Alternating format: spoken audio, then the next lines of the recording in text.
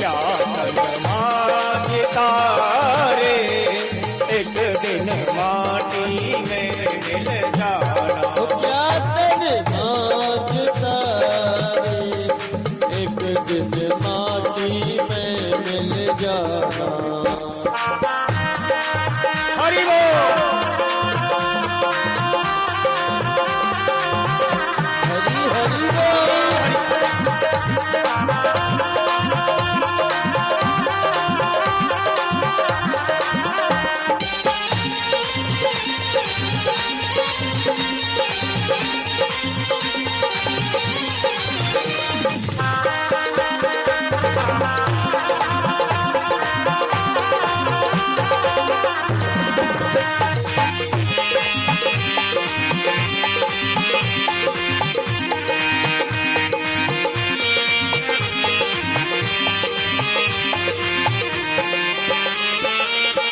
माटी कहे कुमार से, क्यों रुदे तू मोर।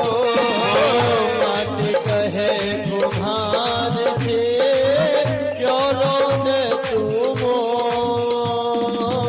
एक दिन ऐसो आई दो प्यारे, एक दिन ऐसा आएगा प्यारे, मैं रुदूंगी तो ये क्या मांगता रे, एक दिन माटी में मिल जाना। वो क्या तन मांगता रे, एक दिन माटी में मिल जाना। श्री हरि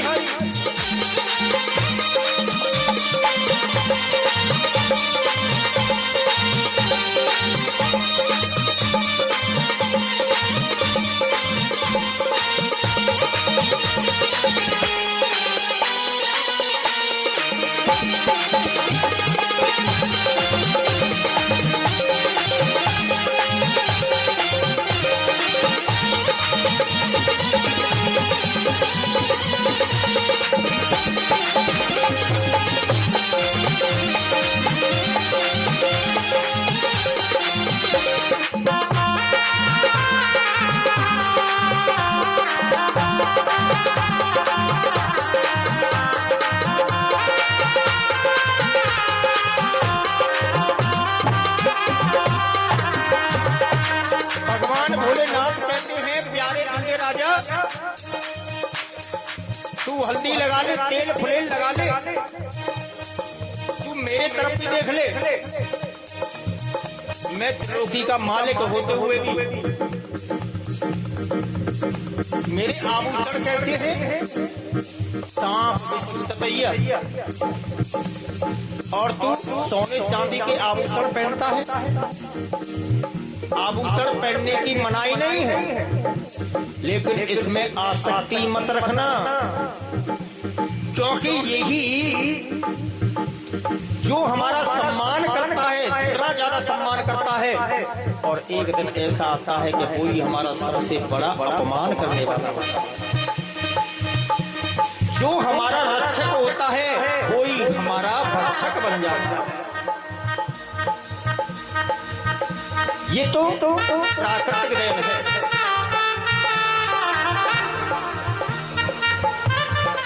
धनवान कोई आदमी हो जाए बुराई नहीं है, लेकिन जिस धन से हमें नींद नहीं आई रात में, क्या नहीं, ऐसे धन का कोई प्रयोजन नहीं। तो शिव जी का सारा जीवन तात्विकदर्शी से भरा हुआ है। याज्ञवल्क्य जी कहते हैं कि गणों ने भगवान शिव को सजाया, तो भगवान भोलेनाथ की सवारी हुई बैल नंदी। और आजकल के दूल्हे किस पे चढ़ के जाते हैं? घोड़े पर। ये गाना चला है ना, पुराना है, लेकिन रामायण में भी है ये गाना। कौन सा? घोड़े पे होके सवार चला है दूल्हा यार, कवरिया में बांधे तलवार। एक भगवान भोलेनाथ ने दूल्हा बन करके जा रहे हैं, लेकिन घोड़ा नहीं है। क्या है? नंदी पर बैठ के जा रहे हैं। और नंदी क्या है? धर्म का रूप है। भगवान भोलेनाथ कह रहे हैं तू कामदेव पर, घोड़ा कामदेव का स्वरूप है। आज का दूल्हा काम पर सवार होकर के जाता है, काम को अपने मन में बसा करके जाता है, और एक भोलेनाथ है वो धर्म पर सवार होकर के जाता है, काम को बस करके जाता है। भगवान भोलेनाथ अपने हाथ में त्रिशूल लेकर के जाते हैं। त्रिशूल सतोगुण, तमोगुण और रजोगुण, ये तीनों को उन्होंने त्रिशूल की जो डंडी होती है नीचे है, उसको पकड़ के रखते हैं कि मैंने इन तीनों को अपने बस में कर लिया है। लेकिन आज का दूल्हा कटारी लेकर के चलता है, तलवार लेकर के चलता है। भगवान भोलेनाथ कहते हैं तलवार जीव तू दूल्हा क्यों लेकर के चलता है? इसलिए चलता है कि अगर आज मैं सम्राट हूं, लोगों को मेरी शादी करानी है, और अगर कोई व्यवधान उत्पन्न हो जाए तो मैं झट से तलवार निकाल लूं। एक बारात, सत्य घटना, हाँ भजन दे 3 बज गया 5 बज गया। राम जी कोई गाँव है, राम जी की कथा है, राम जी सुख की सब सुनवे बारे, राम जी की सब कहवे बारे। क्यों? अगर काऊ काम ते जान हो तो भैंस को सानी दिए और फिर आए बैठी है, फिर सुनियो और फिर जाइयो, दूध काढ़े और चाय बनाए के लिए। बोलो राधे राधे। श्रोतऊ अपने और वक्तऊ अपने सब,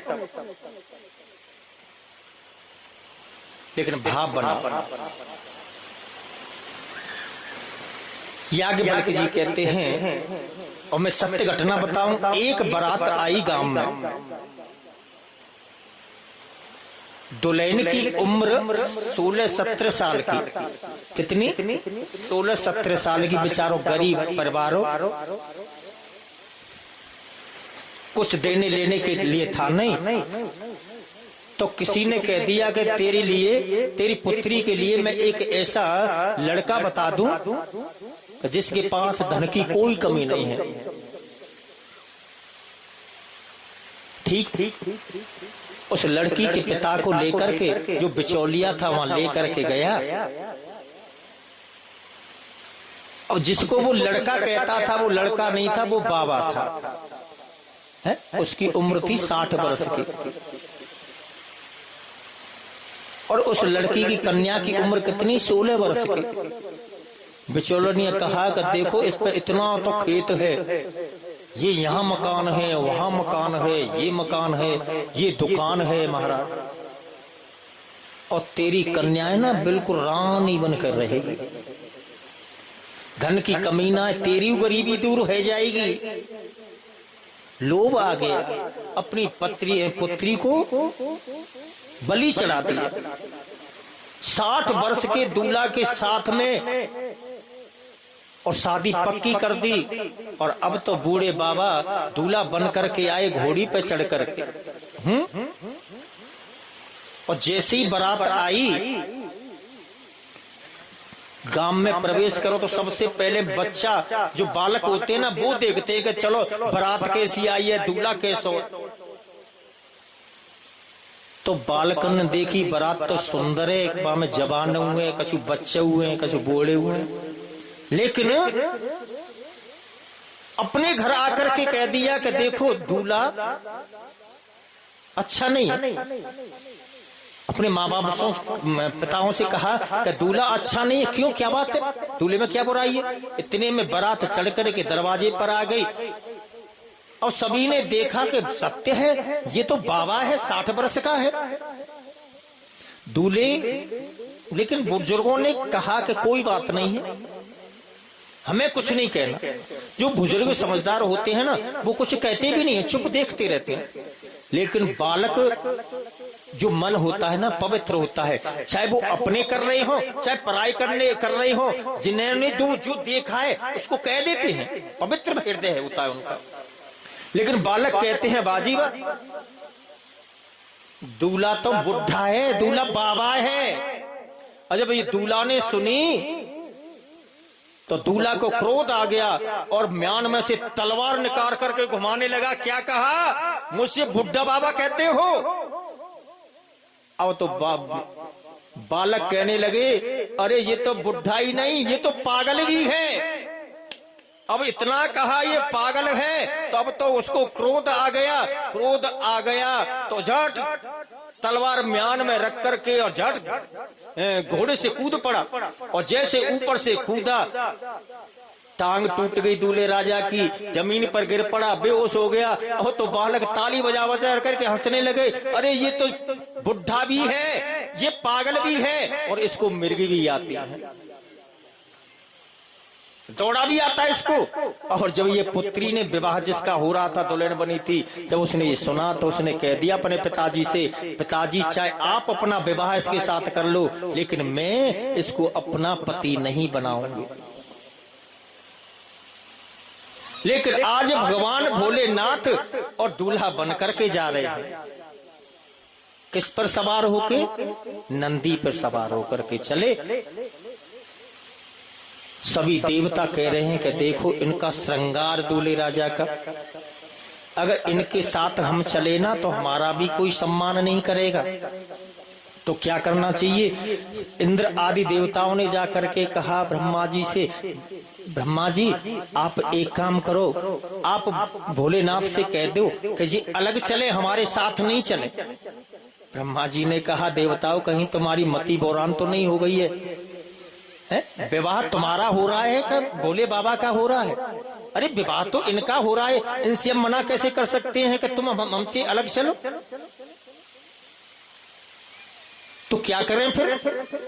हमारा सम्मान नहीं कोई करेगा। अरे करना क्या है, तुम अपनी मंडली में चलो देवता, हम अपनी में चलते हैं, मानव अपनी में चलेंगे, तो ये तो अपने आप स्वतः अलग हो जाएगा।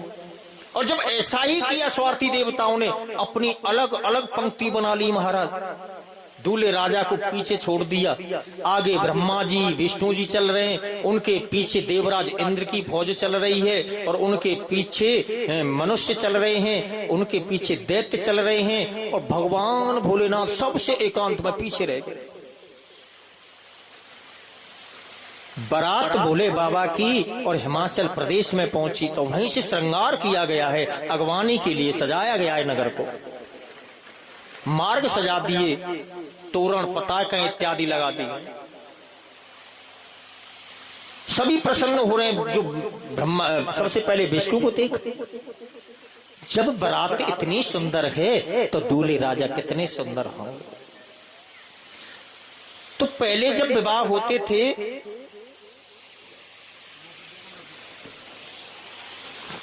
अगर कऊ गरीबी के छोरा की शादी होती तो गांव को जो बोहरो हुए के ना हो जमींदार, तो बेटा बारो बा के पास बहनन ते पहले कि बोहरे जी तुम्हें मेरे बेटा की शादी में चलना है, विवाह में बारात में चलना है।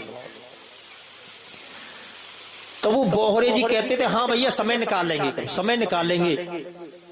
अपने भाई बंधुओं को छोड़ देता था लड़के वाला जिसके पुत्र की शादी होती थी, लेकिन वो जो धनाढ्य जो होता था, जो जमींदार होता था, जो बोहरो होता था, उसके यहाँ जाकर के रोज जोहार करनी, अन्नदाता आपको मेरे पुत्र की बारात में चलना है, अगर आप चलोगे तो मेरा भी मान सम्मान बढ़ जाएगा। तब कहीं जाकर थोड़ी देर के लिए जमींदार बारात में जाते थे। तब उनको देखते थे कि चलो गांव का एक इतना बड़ा जमींदार जब बारात में आया है तो लड़के वाले का भी सम्मान इस समाज में अलग ही होगा। तो भगवान नारायण को देख करके सभी कहने लगे कि देखो बारात इतनी सुंदर है, देवताओं को देख करके कहने लगे बारात इतनी सुंदर है तो दूल्हे राजा तो सुंदर ही होंगे। अब जैसे ही भगवान भोलेनाथ को देखा तो उन्होंने उनके साथ कोई था ही नहीं, अपने मुख गणों से कह दिया कि भूतों को बुलाओ, प्रेतों को बुलाओ, हैं बेताल बुलाओ। तो सभी भूत आ गए शमशान से, प्रेत आ गए, पिशाच आ गए, बेताल आ गए। अब तो सभी काऊ के सिर नाए तो काऊ नाक ना आए, काऊ कान ना आए, ऐसी बारात। जस दूल्हा तस बनी ही बराता, जैसा दूल्हा है वैसी बारात बन गई। और जैसे ही दूल्हे राजा नगर के समीप पहुंचे, भगदड़ मच गई देख करके, भूत प्रेत पिशाचों को देख करके। और जा करके कह दिया पार्वती से, पार्वती बरना बूढ़ो है, पार्वती बरना बूढ़ो है, पार्वती बरना बूढ़ो है, पार्वती बरना बूढ़ो है, पार्वती बरना बूढ़ो है, पार्वती बरना बूढ़ो है, जाके संग ना दिया ढूंढोगे, ना दिया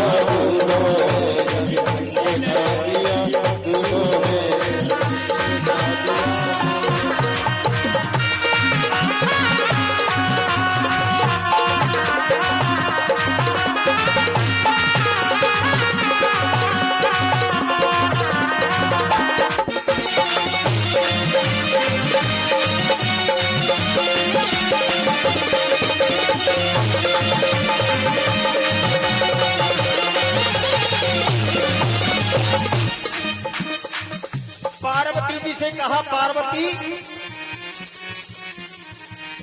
भाग्य फूट गए, भाग्य फूट गए, करम लूट गए, भाग्य फूट गए, करम लूट गए। पार्वती आज तो तेरे भाग्य फूट गए, जितनी सुंदर है ना तो के बहुत ज्यादा सुंदर तेरा दूल्हा है। और जब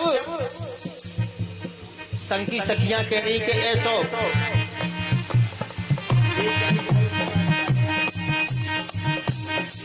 देखिए, जब भोलेनाथ की बारात गांव में आई, कौन से में?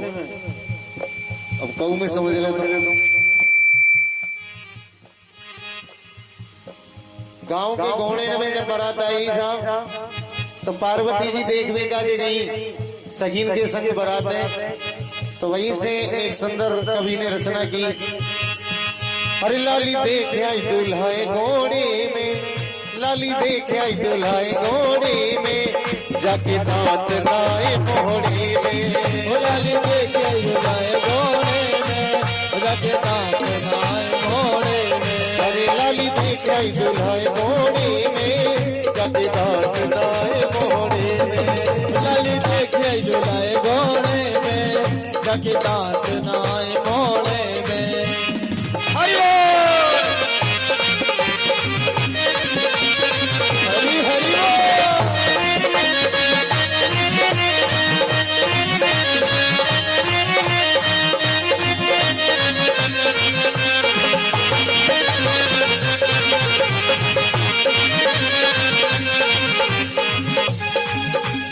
और कहते हैं कि इतनी अजीब बारात थी भोले बाबा की कि जैसे ही गांव में प्रवेश किया तो बच्चे डरने लगे, और जो भैंस गाय जो भी पशु थे वो भागने लगे देख करके बारात को, क्योंकि भूत प्रेतन की बारात थी। तो कहते हैं, अरे लगड़े लूले देख बराती, डर पे छोरा छोरी, लगड़े लूले देख बराती, डर पे छोरा छोरी, लगड़े लूले देख बराती, डर पे छोरा छोरी, लगड़े लूले देख बराती, डर पे छोरा छोरी, अरे लगड़े लूले देख बराती, डर पे छोरा छोरी, लगड़े लूले देख बराती, डर पे छोरा छोरी, अरे भैंस बकरिया भेड़ भाग रही गैया साकर तोरी, भेड़ बकरिया भेड़ भाग रही गैया साकर तोरी, घोड़े नाम घोड़े में, जाके दांत नाए मोहड़े में, लाली देख आई दुल्हाए घोड़े में, जाके दांत दाए मोहड़े में, लाली देख आई दुल्हाए घोड़े में, जाके दांत नाए मोहड़े में, लाली देख आई दुल्हाए घोड़े में, जाके दांत दाए मोहड़े में।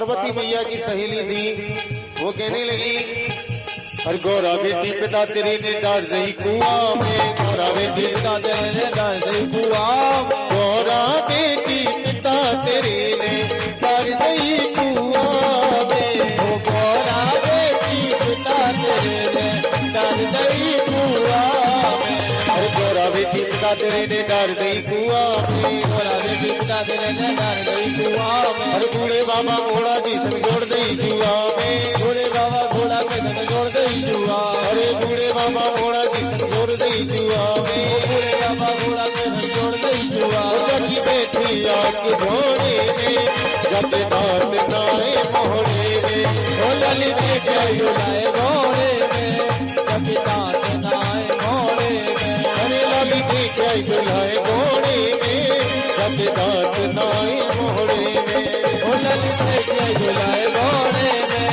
जब दांत नाए घोड़े में। पार्वती जी से जाकर के सखियों ने कहा कि ऐसा दूल्हा है।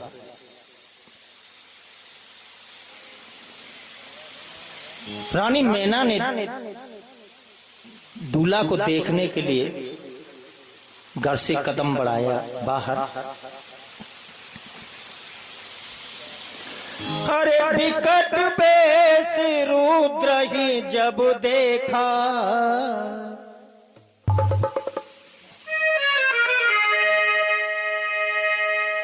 विकट बेश रुद्र ही जब देखा, और अबलन और भय भय हो बेसेसा, अवलन और भय भय हो बेसेसा, अवलन और भय भय हो बेसेसा। पार्वती जी की माँ और मैना ने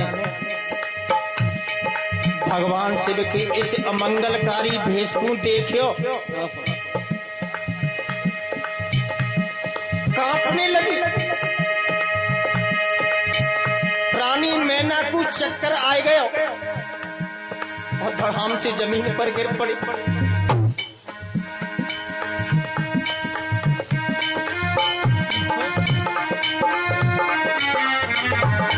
और पार्वती जी की सखियां उठा करके रानी मैना को और महलों में लेकर के गई। भगवान भोलेनाथ ने कहा अपने मुख्य गणों से वीरभद्र से, क्या भैया दूल्हे राजा को यहाँ ऐसे ही सम्मान होता है क्या? वीरभद्र ने कहा प्रभु ऐसे तो नहीं होता, लेकिन जब हम आते हैं ना तब ऐसे ही होता है। और जैसे ही मैना महलों में पहुंची, पार्वती को लेकर के अपने हृदय से लगाई लियो और कहने लगी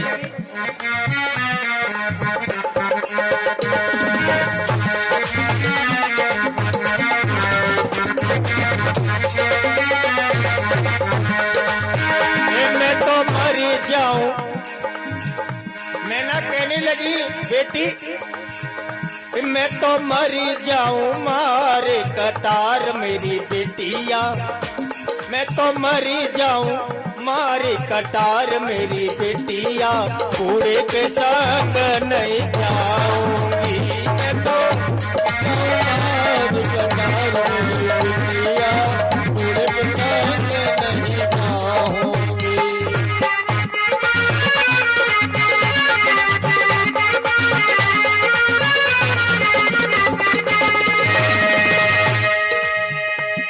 बूढ़े के संग नहीं ब्याऊंगी लाली, बूढ़े के संग नहीं ब्याऊंगी,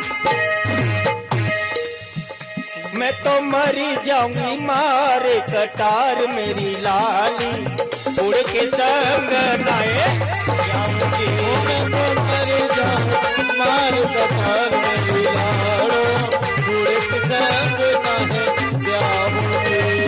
और मैना कहने लगी मैं कटारी मार के मर जाऊंगी, लेकिन बेटी जब बूढ़े के संग में तेरो प्यार ना रह जाऊंगी, तुम सहित गिरते गिरो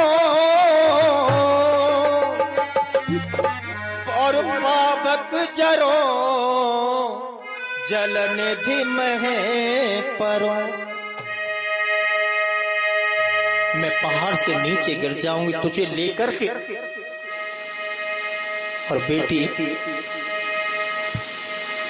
पहाड़ पे गिर जाऊंगी, अग्नि में जल जाऊंगी, पानी में यानी कुआं में डूब जाऊंगी। जी हथियार हो गए स्त्री पे और का हो। देखो जी, अगर तुमने मेरी बात ना मानी ना, सास बहू में तकरार है जाए, लड़ाई है जाए, तो पतिदेव जब घर पे आवे ना तो रोटी ना खामन दे जब तक तो भाई समस्या पेश कर दे। कह तो मेरी जा समस्या को समाधान कर दे, ना करे तो पतो है क्या करूंगी मैं। क्या करेगी? मट्टी को तेल छिड़क के आग लगाए लूंगी। सरकार ने मुंह बंद कर दिया। बोलो राधे राधे। कुआं में गिर जाऊंगी, रेल में कट जाऊंगी, है? या तो मेरी बात पूरी कर दे। और ये सो ही आज मैना कह रही है, बेटी चाहे कछू है जाए, चाहे सूर्य पूर्व की जगह पश्चिम में उदय हो जाए, लेकिन इधर तो दक्षिण है भैया, है? सूर्य पूर्व से पश्चिम में उदय हो जाए, मैं कुआं में लेके तो डूब जाऊंगी, पहाड़ से गिर जाऊंगी, लेकिन जब बूढ़े के संग तेरो ब्याह नहीं बचाऊंगी। बड़ी दुखी है, पूरा महल दुखी हो गए। तो जब नारद को हमने कहा बिगाड़ो, जाने हमारे संग में इतना अनर्थ किया। जहां प्रसन्नता होनी चाहिए वहां मातम है।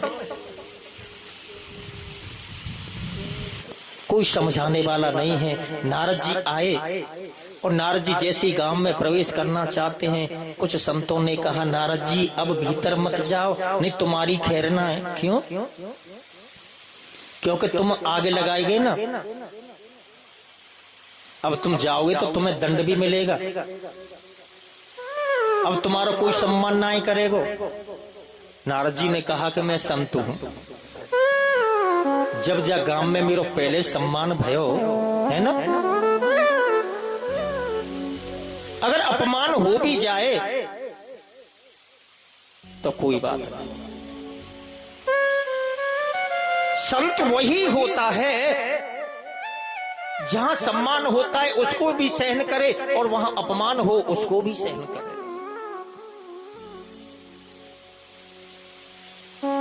अब मुझे जाना चाहिए। नारद जी गए, किसी ने सम्मान नहीं किया, केवल हाथ जोड़ दिए, कोई कुछ नहीं बोला।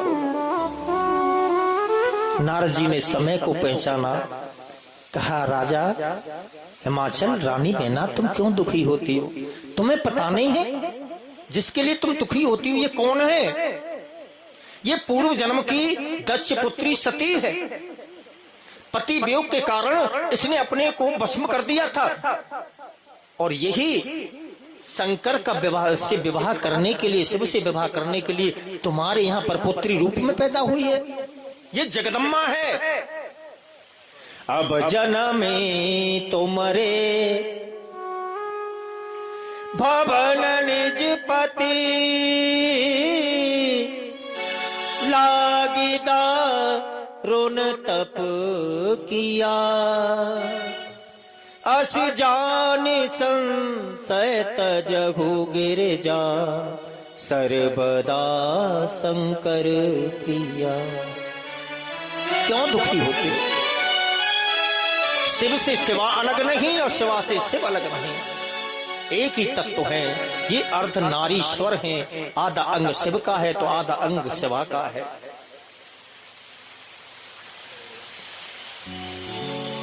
थाली सजा करके मैना दूल्हा की बारात जैसी आई, दरवाजे पर मैना और अपने जमाई राजा की आरती उतारने के लिए थाली सजा करके ले गई।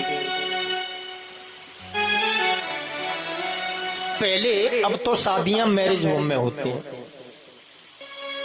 किसी धर्मशाला में होती हैं। जब पहले लड़की की शादी होती थी तो लड़का दूल्हा बन करके दरवाजे पर जाता था। पहले ये नियम था कि विवाह से पहले लड़का यानी दूल्हा दुल्हन की मुंह नहीं देखता था और दुल्हन दूल्हा के मुंह को नहीं देखती थी। केवल मां बाप ने जैसा देखा वैसे ही में संतुष्टि थी और वही दाम्पत्य जीवन सफल था। अब विवाह बाद में होते हैं महाराज, राधे राधे पहले ही हो जाती है। लड़का लड़की देखेगा और लड़की लड़का ही देखेगी।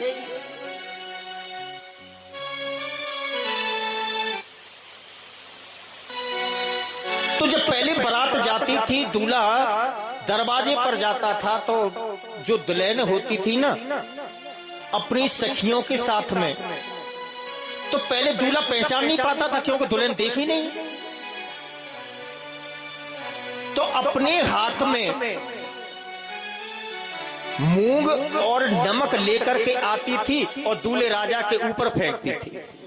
ऐसा होता था कि नहीं बता? तो ये सब क्यों होता था? क्या आपको पता है ये क्यों किया जाता है? अच्छा, जिनको पता है वो हाथ उठाएं कि ये मूंग और नमक क्यों डाला जाता है दूल्हा राजा के ऊपर। पतो है ना? है पतो का हुए है? अब मैं बताऊं क्यों डालो जाए। मूंग होती है हरी। कैसी होती है? हरी। हे दूल्हे राजा, देखिए स्त्री होती है भूमि। क्या होती है? भूमि, पृथ्वी। जैसे और जो दूल्हे राजा होता है वो भगवान नारायण का स्वरूप होता है। तो दुल्हन जो हरी मूंग डालती है वो इसलिए डालती है कि मैं तेरे घर पर जब जाऊं तो तेरे यहां हरियाली लेकर के जाऊं। क्या लेके जाऊं? हरियाली, मतलब प्रसन्नता। तो हरियाली कब होती है? कि मैं सबकी सेवा करूं और मैं तुम्हारे कुल की वृद्धि करूं, तब तो हरियाली होगी। चलो ये बात तो ठीक है, अच्छी बात है, लेकिन नमक क्यों फेंका जाता है ये बता है? नमक इसलिए फेंका जाता है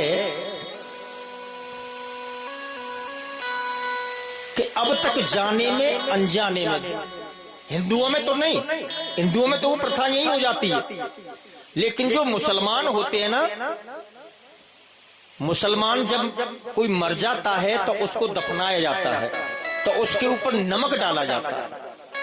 नमक डाल करके उसको गला दिया जाता है। तो ऐसे ही नमक इसलिए डाला जाता है कि जाने में अनजाने में मेरे से जो गलती हुई है, कन्या कहती है कि जाने में अनजाने में, और ऐसा कोई व्यक्ति नहीं है, पुरुष हो या स्त्री हो, जिस पर गलती नहीं होती हो। जाने में अनजाने में मुझसे जो गलती हो गई हो उस पर नमक डाल दो, माफ कर दो सबको। यानी तुमने की तो मैंने माफ और मैंने की तो तुमने माफ। बोलो राधे राधे। ये प्रथा है, इसलिए नमक और मूंग फेंकती है लड़की। जब उसका सम्मान हो जाता है, बिल्कुल शुद्ध हो जाते हैं, पवित्र हो जाते हैं, तब घर में प्रवेश कराया जाता है दूल्हे राजा का। और जब दूल्हे राजा भगवान भोलेनाथ घर में अंदर प्रवेश करते हैं तो माता मैना आरती उतारती हैं, लेकिन आरती उतारते उतारते फिर वही भयानक स्वरूप आ गया, हाथ में से थाली छूट गई। भगवान भोलेनाथ ने फिर कहा, क्यों भैया इसी प्रकार से दूल्हे का सम्मान होता है? प्रभु सब ऐसे ही होता है, लेकिन आरती क्यों गिरी? आरती इसलिए गिरी क्योंकि भगवान भोलेनाथ के मस्तक पर है चंद्रमा, तो चंद्रमा के सामने इस दीपक का कोई महत्व नहीं होता। स्वयं भगवान के चंद्रमा धारण कर रखा है, तो वो आरती में जो दीपक जल रहा था वो लजा गया कि इनके सामने मेरी कांति कुछ भी नहीं है। खाली गिर पड़े। सेवा सत्कार हुआ, दूल्हे राजा दुल्हन दोनों और यज्ञ मंडप में आए। वहां पर पाणी ग्रहण संस्कार हुआ। माता पार्वती जी का विवाह भगवान शिव के साथ में संपन्न हुआ। और संपन्न उसके बाद में बेटी की विदाई का समय आया। आज मैना रानी और हिमालय राजा दोनों रो पड़े। अश्रुधारा बहने लगी और राजा हिमालय ने कहा कि पुत्री, मैं तुमसे कुछ वचन लेना चाहता हूं। जिस प्रकार से मेरा मस्तक ऊंचा है, जितने मेरा मान सम्मान है, तू मेरे मान सम्मान की रक्षा करना। कभी तू अपने पितृकुल को दाग मत लगा देना। अपने पति की सेवा करना, सभी का सम्मान करना। मैना ने भी समझाया, पातिव्रत धर्म समझाया कि पुत्री, एक स्त्री के लिए उसका पति ही सर्वस्व होता है, वही देवता होता है, वही परमात्मा होता है। अपने पति के चरणों में ही तू पूजा करना।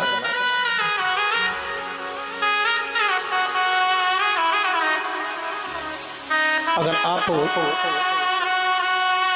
जानते समय लेकिन मानता कोई नहीं।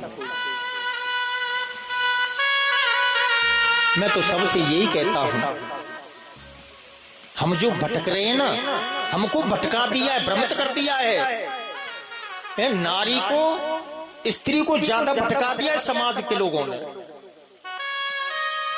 जो धर्म के ठेकेदार बनते हैं ना, उन्होंने ज्यादा भटका दिया है कि आप गुरु बनाओ, आप गुरु बनाओ, आप गुरु बनाओ। और वही स्त्रियों का शोषण करते हैं। नारी का कोई गुरु नहीं होता, स्त्री का कोई गुरु नहीं होता। स्त्री का गुरु उसका पति होता है, केवल और केवल पति गुरु होता है। और जो स्त्री उद्दंड होकर के अपने पति को छोड़ करके किसी पर पुरुष को गुरु बनाती है, तो समझ लो उसका जीवन में न तो उसका कल्याण होता है, न उसके पितृकुल का कल्याण होता है, न उसके पति के कुल का कल्याण होता है। तो यही माता मैना ने समझाया कि बेटी, गुरु है तो तुम्हारा पति है, भगवान है तो तुम्हारा पति है, जो कुछ भी है तुम्हारा पति है। हर प्रकार से, मन से, वचन से, कर्म से अपने पति की सेवा करना। अब तुम पुराने जीवन को भूल जाना। तुमने पहले अपने पति का अपमान किया था तो उसका परिणाम तुम्हें भोगना पड़ा था।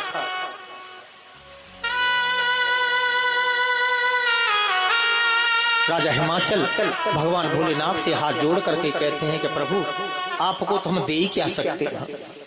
आप तो देवाधिदेव हैं, सारी सृष्टि का संचालन आपसे होता है। मैं केवल और केवल आपसे एक निवेदन कर सकता हूं कि मेरी बेटी का ख्याल रखना, संभाल करके रखना।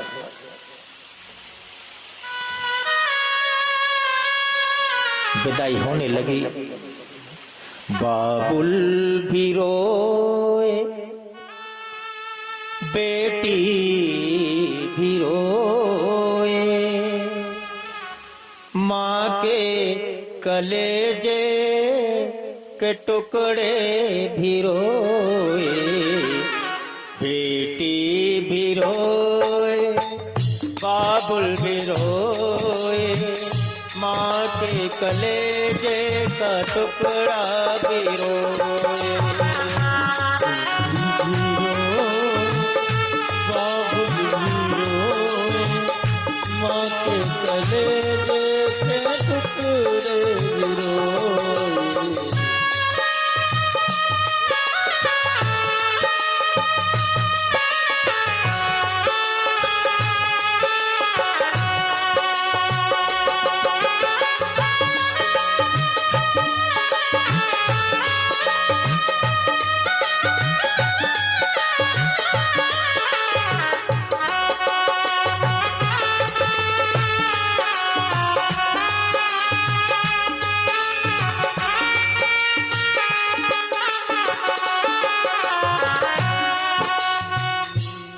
आज रानी मैना बड़ी दुखी हो रही है। इधर माता पार्वती अपने पिता माता से बिछड़ते हुए दुखी हो रही है, रो रही है। रानी मैना भी दुखी हो रही है कि ये बेटी क्यों बनाई संसार में। कत विधि सृजी नारी जग माही, पराधीन सपने हो जग माही। पराधीन सपने हो सुख नाई, पराधीन सपने हो सुख नाई। मैना कह रही है कि नारी क्यों बनाई, इस अबला को क्यों बनाया। जन्म जब गर्भ में आई, गर्भ में चेकअप कराया और जाना कि गर्भ के अंदर कन्या है, तो गर्भ में ही अंदर नष्ट करवा दिया।